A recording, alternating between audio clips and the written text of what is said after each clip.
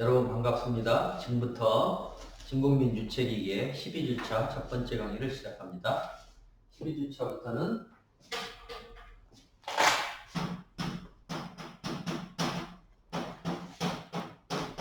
이제 수차에 대해서 살펴보도록 할게요. 그동안 펌프를 비교적 자세히 살펴봤죠. 펌프 크게 보면 세 가지 원리에 따라서 원심 펌프가 있습니다.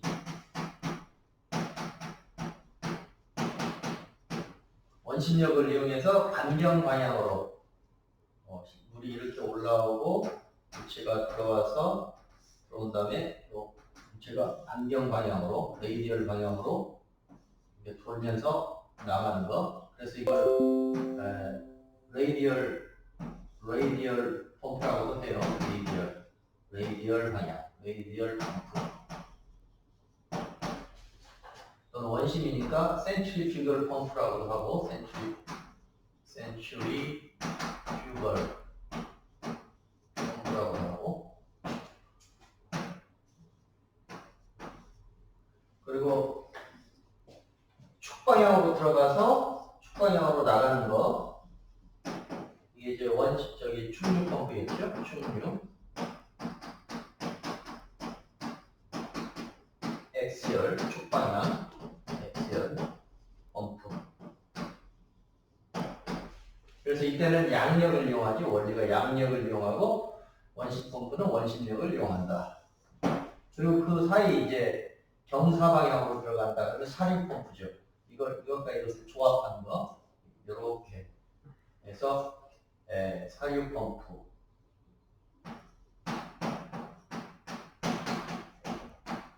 또는 홀류 펌프라고 해요. 섞었다고 해서 두 가지를 섞었다고 해서 홀류. 믹스트 플로우 펌프 또는 사류, 다이애고널, 이쪽 방향으로 올라가는 거. 지금부터는 수차인데, 수차는 터빈이죠, 터빈. 근데 물을 쓰니까 이제 수차라고 하고, 하이드롤릭 터빈이라고 부르고, 원리는 펌프의 원리하고 그대로 적용이 돼요. 원심 펌프, 레이디얼 펌프와 관련된 수차가 있고, 조금 있다가 반경 방향의 수차, 레이디얼 플로우 터빈. 여기 레이디얼 플로우 펌프가 있다면 여기 이제 두 번째, 세 번째, 그냥 첫 번째로 하자. 첫 번째, 두 번째, 세 번째. 그래서 원심 펌프의 이제 반대 방향 개념이지. 원심 펌프하고 거의 똑같아요. 원리는 똑같은 것이 이제 원심 터빈 하면 좋겠는데 보통은 반경류, 레이디얼 플로우 터빈으로 많이 불러요. 반경류 수차, 레이디얼 플로우 터빈. 여기서 말하는 원심 펌프에 대응하는 거고, 그 다음에 충류 펌프에 대응하는 게 충류 수차,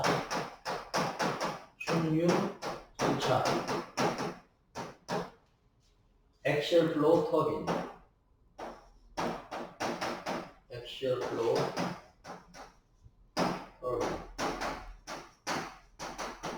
그 다음에 반경류와 축방향과 반지름 방향, 그 다음에 이 사류 또는 홀류, 믹스트 플로우, 홀류 수차 또는 사류, 다이애고널, 사류 수차,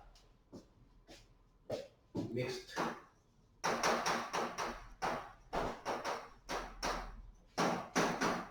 플로우 터빈. 또는 사류라고 하면 경사졌다. 또는 다이애고널, 대각선 방향, 다이애고널 플로우 터빈이라고 부르고요. 이 세 가지가 있고, 그 이외에 좀 다른 방식이 독특하게 하나 더 있는 게 뭐냐면 접선 수차라는 게 있다. 접선 방향, 접선 수차 많이 써요. 접선 수차.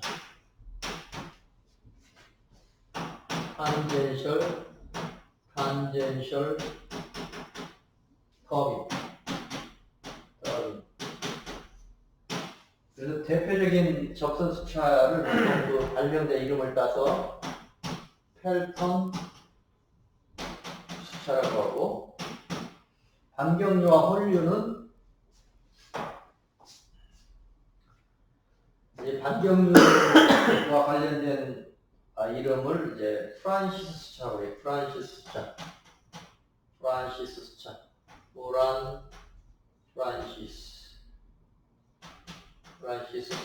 사람 이름이죠. 홀류도 마찬가지고 둘 다 프란시스 수차. 프란시스라는 사람이 개발한 수차. 그 다음에 충류 수차는 카플란이라는 사람이 개발한 카플란 수차.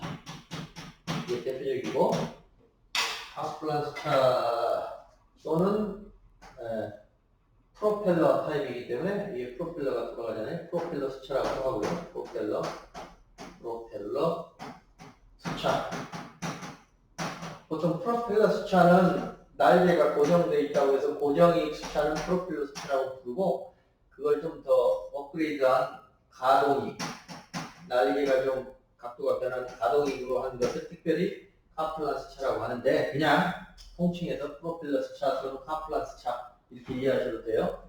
그래서 여기 앞에서 펌프 때 다뤘던 원리가 고스란히 이 세 가지 수차에는 그대로 적용이 되고, 이제 다루지 않았던 원리가 탄젠셜 터빈, 이 부분만 펠턴 수차, 이것만 좀 자세히 설명하고, 나머지 세 개는 원리는 동일하니까 가볍게 넘어가도록 하겠어요. 알겠죠? 여기까지. 자, 그럼 이제 수차 핵심은 이렇게 설명을 드렸고, 교과서에 의거해서 조금 체계적으로 설명을 해드릴게요.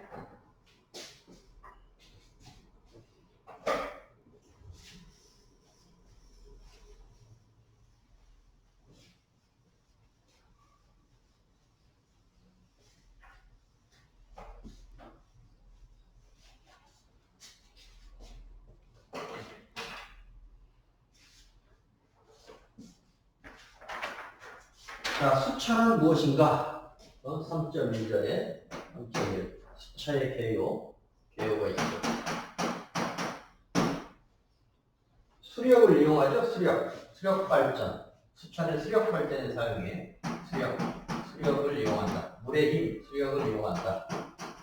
그래서 수력 발전 생각하면 되겠어요. 수력 발전을 생각해 보면 어때?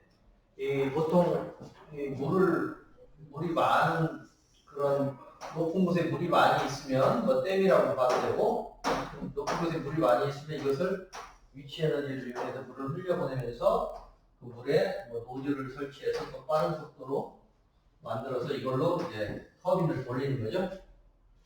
그래서 위치 에너지를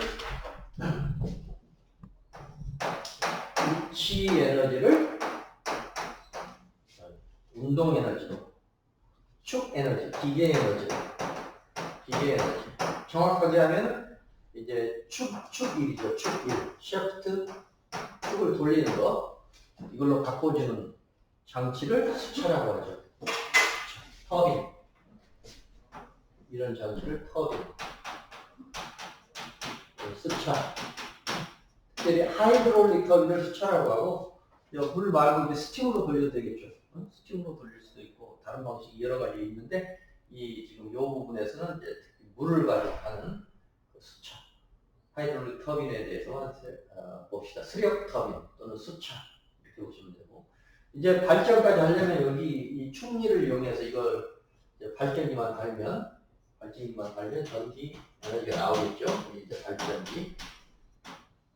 우리는 이쪽은 전기과에 맡기고, 우리는 지금 위치 에너지를 기계 에너지로, 축일로 바꾸는 거기에 집중하면 되겠어요. 그래서 보통 이제 낙차가 클수록 좋겠죠. 이 높이가 클수록 좋을 텐데, H라고 써봐요. 낙차가 크면 좋겠다. 그래서 보통 이 낙차는 고낙차, 중낙차, 저낙차 이렇게 3분을 해서 설명하면 보통 낙차가 200m 이상이면 고낙차라고 해요. 200m 이상. 중낙차면은 한 50m 이상, 50에서 200m 사이. 저낙차는 50m 이하. 이렇게 보통 얘기한다. 그래서 200m 이상이면 고낙차. 그래서 이렇게 고낙차가 있는 것을 이제 이용하면은 이제 고낙차용 수차를 활용해야 되겠고, 중낙차, 저낙차에 따라서 해야 되겠죠. 그래서 우리나라의 수력 발전이 여러 가지 타입이 있는데, 교과서를 보시면, 이 부분은 교과서를 보시면 되겠어요. 교과서 139페이지 보면 크게 5가지의 그 수력 발전소가 있는데, 수로식, 댐식, 그다음 댐과 수로 같이 하는 댐수로식, 그다음에 양수식, 유역 변경식 이렇게 5가지가 있어. 근데 수로식은 우리 교과서를 보시면은 낙차가 큰 경우죠. 낙차가 큰 경우는 여기 물이 있고 이렇게 낙차가 커서 그냥 이 수로를 잘 만들면 되는 거죠. 그러면은 그 고낙차용으로 많이 쓰고, 그다음에 이제 댐은 물이 흘러가서 하류에 댐을 해서 물을 많이 받아 놓잖아요. 그러니까 여기 수문을 열어서 이렇게 하는 거기 때문에 전압차, 댐식은 좀 전압차에 많이 쓰겠지. 그 다음에 수로, 좀 높은 곳에 물이 있고 이 산 같은 게 경사면을 따라서 경사가 깊고 많이 내려간다 그러면 수로를 만들어서 수로식 수력 발전을 하는 거고, 그 다음에 전압차이지만 물이 많이 받을 수 있으면 댐식으로 하고, 아니면 이제 이 아래에 또 공간이 있어서 수로를 잘 만들 수 있으면 이제 중낙차까지 할 수 있겠죠. 중낙차. 이렇게 이해를 하시면 되겠고, 그래서 고낙차는 수로식, 전낙차는 댐식, 또는 그 중간은 수로 댐식 이렇게 보면 되겠고, 또 특이한 것이 양수식이 있어요. 양수는 퍼 올리는 거죠. 그러니까 야간에 심야 전력, 야간에는 전기를 많이 쓰지 않기 때문에 전기료도 깎아줘요. 한 50% 가격. 그러면은 그때 싼 전기를 이용해서 물을 다시 퍼 올려, 야간에. 그리고 주간에 이제 낮에는 전기를 많이 쓰니까 낮에는 이렇게 다시 발전을 하는 거죠. 이게 이제 양수식이죠. 양수식. 그 다음에 유역 변경식은 그냥 하천의 자연수량을 그대로 이용하는 그런 5가지가 있어요. 제가 시험용에상 적지는 않았는데 교과서에 잘 나와 있으니까 그걸 보시면 되겠어요. 우리나라 같은 경우에는 이제 수로식은 고낙차용으로 많이 쓰고, 댐식이 많은데 댐식은 전낙차 또는 중낙차에 많이 쓴다. 춘천댐, 의암댐, 청평댐, 팔당댐, 서양강 발전소 등이 댐식이 되겠어요. 그다음에 양수식도 꽤 쓰는데요. 야간에 이제 가격이 저렴한 심화전력으로 펌프를 돌려서 다시 저수지에 물을 올렸다가 주간에 전기가 많이 필요할 때 쓰는 거죠. 청평, 삼양진, 무주, 산청의 양수발전소. 그 외에 이제 자연 그대로를 최대한 활용하는 것이 유역 변경식 이렇게 되겠어요. 이 정도로 말씀드렸고, 그 다음에 분류. 아까 내가 그 원리에 따라서 4가지로 분류를 했었죠. 펌프에 대응하는 3가지에다가 또 이 터빈에만 존재하는 그 접선식 4가지 말씀드렸는데, 분류를 봅시다. 정리를 하면은 전에 4가지가 있다. 첫 번째 수력, 수로식, 댐식. 네 번째 댐과 수로 병행, 댐수로식. 네 번째 양수식. 5번째 유역 변경식. 이렇게 5가지가 있고, 수로식은 이제 낙차가 크다. 고낙차. 댐식은 저낙차. 댐수로식은 중낙차. 양수식은 심화전력을 이용한다. 유역 변경식은 자연 그대로를 최대한 활용한다. 이렇게 이해하시고, 분류도 2가지 가지 관점에서 분류할 수 있는데, 그 에너지를, 수력의 에너지를 이제 이용해서 그 일을 할 텐데, 그때 이제 그 메커니즘에 따라서 분류를 해볼 수 있어요. 중력을 많이 이용하는 중력 수차가 있을 수 있고, 분류. 충격을 이용하는 충격 수차. 세 번째, 반동을 이용하는 반동 수차. 이게 이제 메커니즘을 이용하는 원리에 따른 메커니즘에 따라서 분류하면 이렇게 돼요. 그러면 이걸 설명하기 위해서 여기 이제 결국 수차가 여기 댐이 있고 물이 이렇게 내려와가지고 여기서 에너지가 나온다고 치면은 여기 1번에서 2번 사이에 그러니까 베르니 방정식을 생각해봐요. 베르니. 그러면 1번과 2번 사이에 무선을 이렇게 연결해서 1과 2 사이에 베르니 방정식을 적용해보면은 어떻게 될까? 그러면은 감마분의 P1 더하기 2G분의 V1의 제곱 더하기 Z1 이것은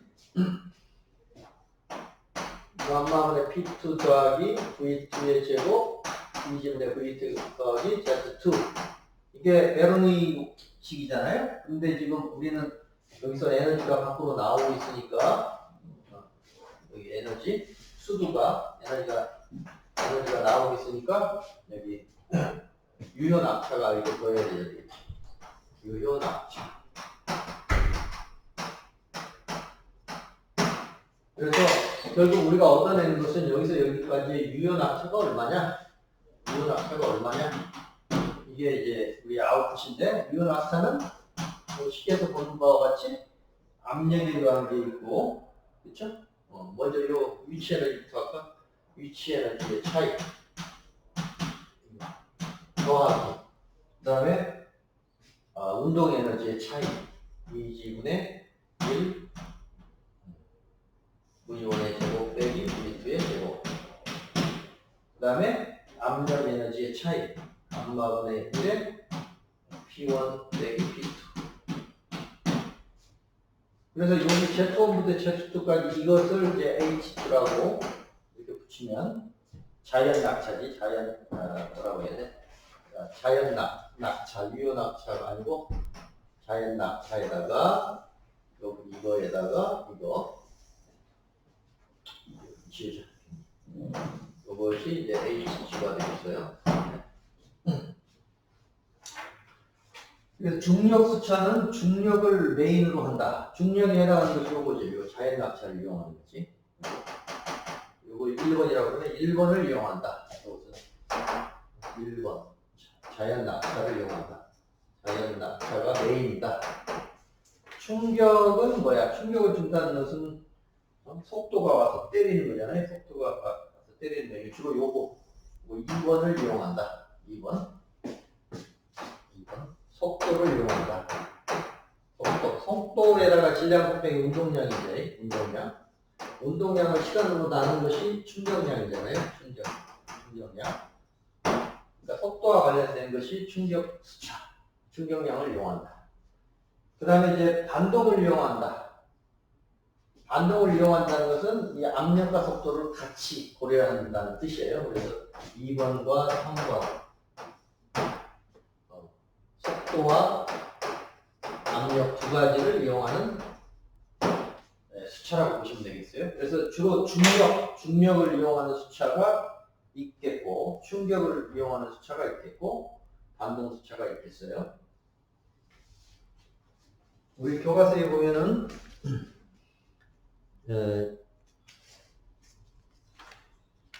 중력 수차는 이제 물레방아, 우리 과거에 많이 썼던 물레방아 같은 거지. 물레방아. 실제로 많이 안 쓰는데 이건 주로 물레방아. 충격 수차는 앞에서 잠시 소개했는데 이제 펠턴 수차가 여기에 해당해요. 펠턴 수차. 펠턴 수차.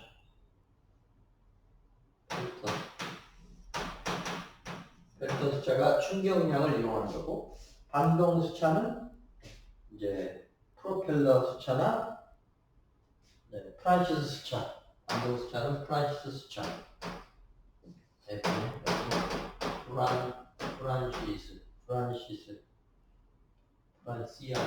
프란시스 수차. 또는 프로펠러 수차. 프로펠러.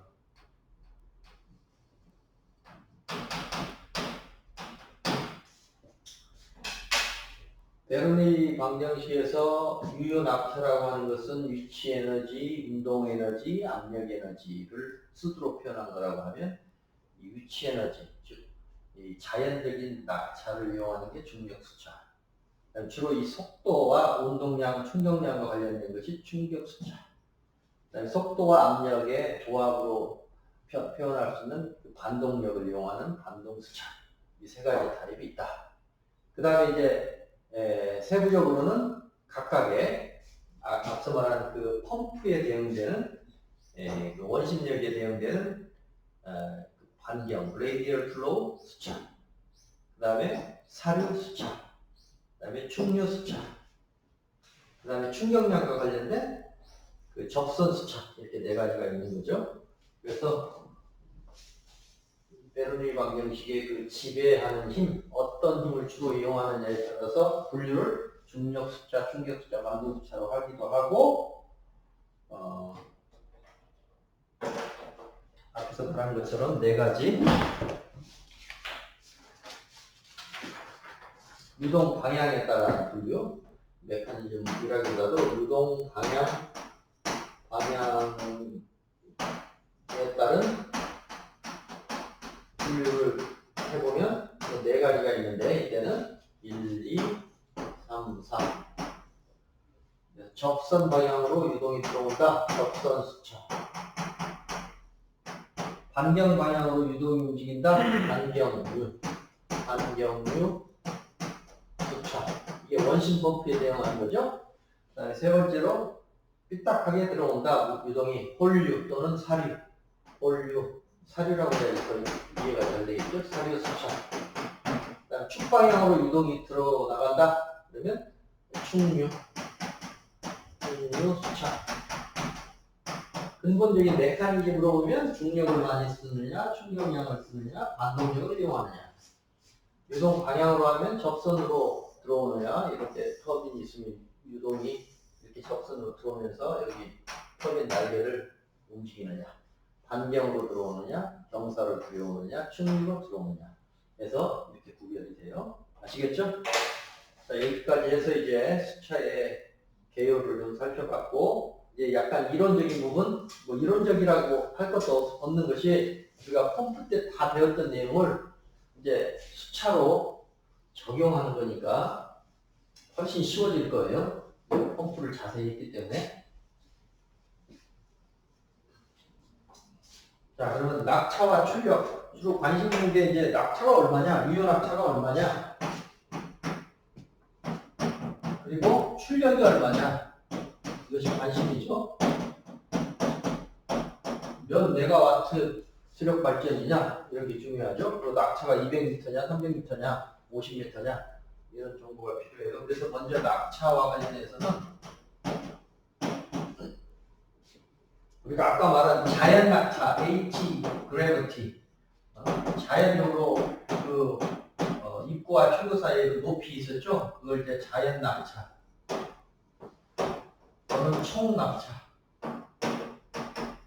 낙차라고. 그리고 이걸 다 100% 쓰는 게 아니고 거기서 손실만큼 빼줘야 되겠지. 그래서 이 자연적으로 존재하는 낙차에서 손실을 빼야 돼. 손실이 몇 가지가 있어요. 몇 가지.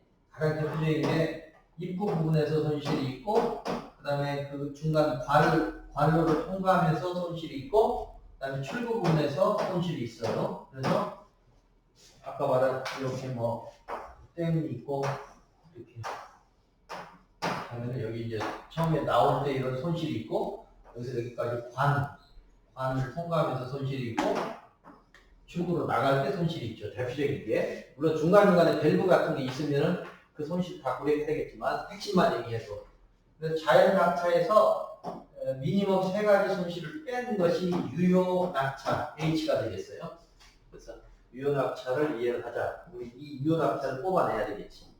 자연 낙차에서 손실수도 세 가지를 뺀다. 입구 손실, 출구 손실, 그 다음에 중간 손실.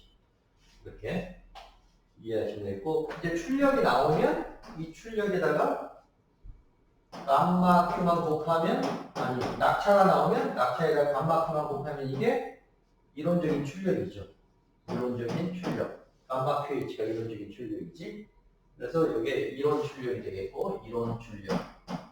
이론적인 출력. 실제 출력은 이 이론적인 출력에다가 효율만 곱하면 되겠죠. 효율. 실제 출력은 효율을 곱한다. 근데 효율도 두 가지 효율이 존재하겠어요. 수력 효율이 있고, 터빈의 효율이 있고, 터빈의 효율. 그 다음에 실제로 이제 발전까지 고려해야 되니까 그 발전기, 터빈 효율은 이제 터빈까지 가는 효율이고, 터빈에서 다시 발전기로 연결돼서 최종 그 전기가 나오잖아요. 그러니까 발전기 효율을 앞에 더 곱해줘. 제너레이터. 이렇게. 그래서 그냥 퉁쳐서 이거 그냥 효율이라고 보면 되겠지. 이론 효율에다가 효율을 곱하면 실제 출력.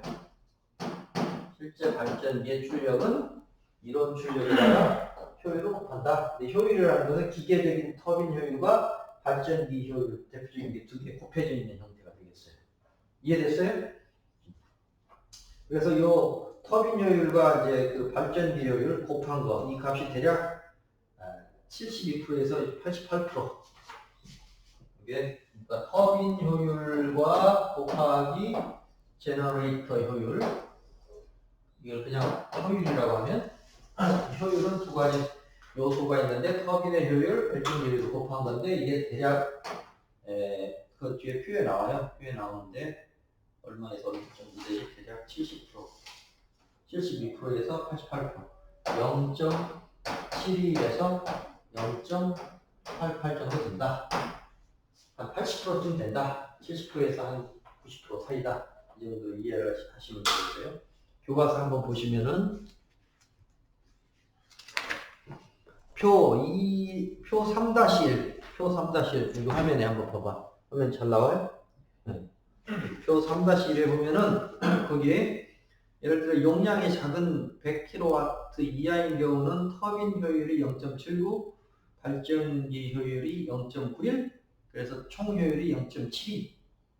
용량이 커질수록 아무래도 효율이 커지겠지. 그래서 10만 kW 이상, 즉 10메가 이상은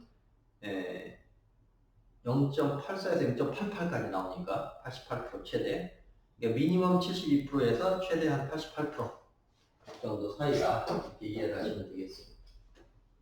그러면은 첫 번째 강의는 여기까지 하고요. 조금 쉬었다가 두 번째 강의 때 이제 비교 회전도에 대해서 우리 펌프에서 이미 했는데요. 이걸 수차에 적용해서 수차에 맞는 비교 회전도를 배우고, 그 다음에 이제 그 종류, 펠튼 수차부터 그 세부적인 그 종류별 그 내용을 좀 다루도록 하겠습니다.